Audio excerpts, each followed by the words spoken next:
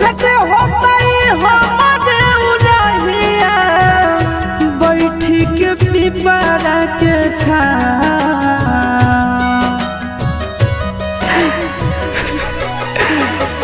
देखते होता